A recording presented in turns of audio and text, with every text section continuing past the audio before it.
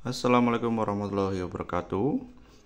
Baik teman-teman, kali ini kita akan memodifikasi alat pengetes baterai ini. Yang tadinya memakai mini UPS, kita akan menggantinya menggunakan baterai shield. Nah, ini baterai shield. Dia memiliki kemampuan mengeluarkan output yang bermacam-macam ya. Mulai dari 5 volt, 3,3 volt atau 3 volt.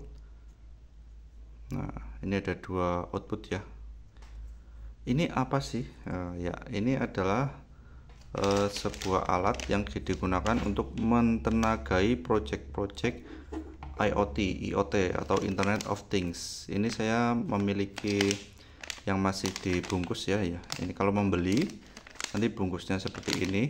Kita buka saja, coba untuk contoh ya. Ya,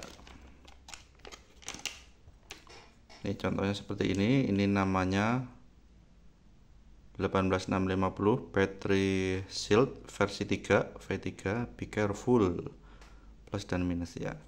Di sini keunggulannya adalah dia bisa memberikan power dengan berbagai output ya. Di sini 5 volt ini bisa di sambungkan atau dihubungkan dengan node MCU. Node MCU itu seperti apa? Di sini saya punya contohnya ya. Di sini ada ESP8266. Ya, ini microcontroller atau mikrokomputer ya, bisa disebut juga seperti itu. Nah, saya ada versi ESP32 juga. Ini yang sering saya gunakan atau saya bawa-bawa. Ya, jadi alat ini difungsikan untuk mentenagai project-project IoT, Internet of Things atau robotik. Nah, kita gunakan di sini untuk mentenagai alat tes baterai. Nah, mengapa kok tidak memakai power bank saja yang lebih mudah? Nah, ini saya sudah mencoba menggunakan power bank ya, tapi ternyata power bank ini jika untuk mentenagai alat ini yang hanya membutuhkan sangat kecil listrik, energi baterai, itu ternyata sama si power bank itu diputus arusnya setelah beberapa saat atau setelah beberapa detik, seperti tidak dianggap ada device yang nyolok gitu.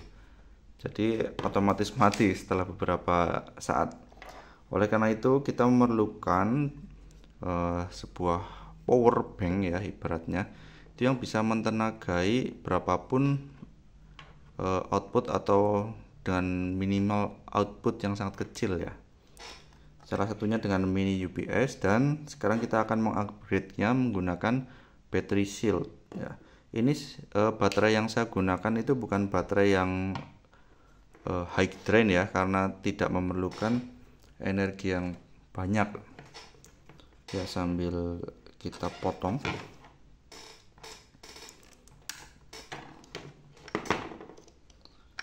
kita copot.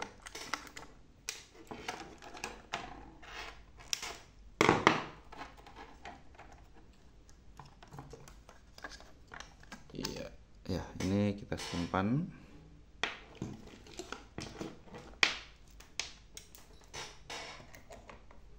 Iya, nah ini battery shield ini tinggal dihubungkan dengan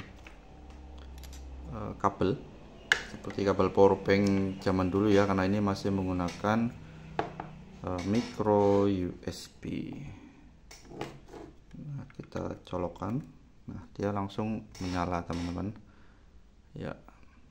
Dia menyala ya. Ini memang menunjukkan 0,06 V ya, meskipun belum dihubungkan dengan baterai yang ini yang dites ya. Dia sudah menyala. Nah, ini keunggulan battery shield itu kompak dan enak itu, nyaman aja. Dan juga ada di sini saklarnya, ada on off nya. Kita coba off kan ya, dia mati, kemudian kita on kan, dia menyala ya, seperti itu. Inilah keunggulan dari battery shield. Nah, Kita ngobrol santai ya teman-teman nih. Battery Shield ini sering digunakan untuk project IoT. Ini saya punya beberapa contoh Node MCU ya. Ya, ini kalau beli baru ini plastiknya seperti ini, seperti plastik elektronik, komponen elektronik ya. Ada gabusnya juga. Saya ada beberapa karena dulu pernah mencoba-coba ya.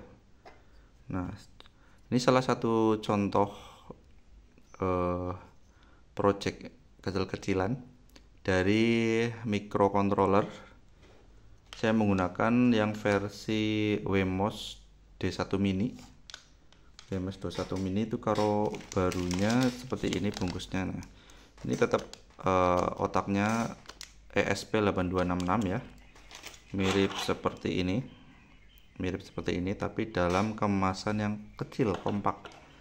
Nah, ini saya gabungkan atau saya konekkan dengan sebuah layar OLED dengan ukuran 64x48. Nah, kemudian saya install dengan sebuah aplikasi ya, aplikasi atau OS ya kalau di microcontroller ya.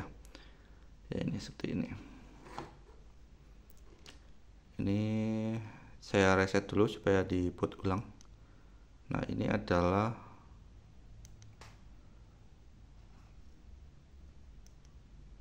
sebentar, ini ada error N. Ya, ini karena lama tidak digunakan ya. Nah, ini N. Neither cap version, coba kita reset lagi.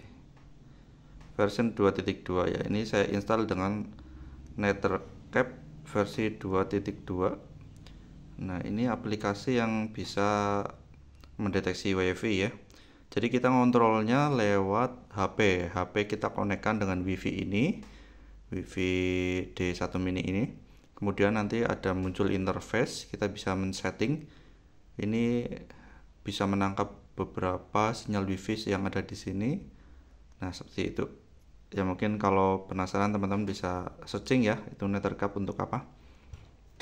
Dan jangan disalahgunakan ya. Ini hanya untuk pengetahuan saja ya. Ini salah satu fungsi dari